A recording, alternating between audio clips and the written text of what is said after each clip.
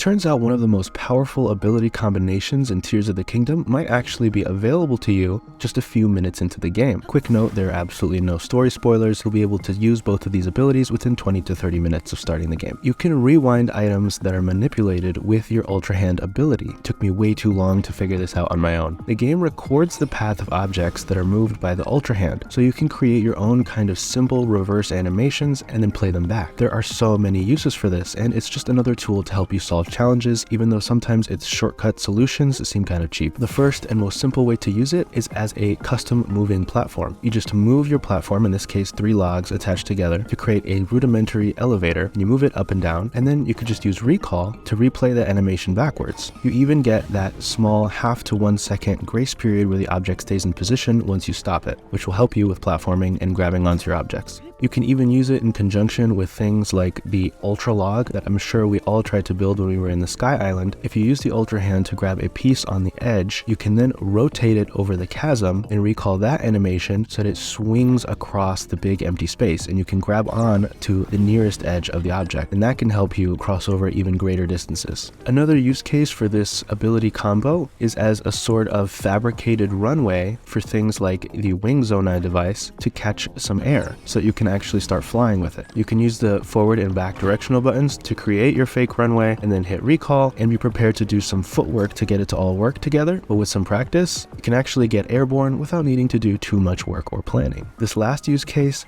is really fun if you can set it up correctly. You can use the Ultra Hand and Recall combination to create a sort of trap for enemies. One way I've seen it done is by using a small object as a pivot point and then attaching longer objects to the sides, because then you can rotate it really quickly, and when you use recall, it'll spin backwards, and that could cause damage to enemies. This takes a lot more time to set up, and the enemy AI oftentimes just won't work with you, but you can get some pretty hilarious results. And it might work really well in things like choke points where a bunch of enemies are bunching into one area, or where there's a lot of them around you. Just create this giant spinning fan blade and see what kind of havoc you can cause. I tried with this bokoblin, but he really wasn't being that cooperative, and I ended up only being able to get a little bit of damage on him. Did you know you can do this? And if so, what have you used it for? And subscribe for more, because we're only getting started. I'll see you around.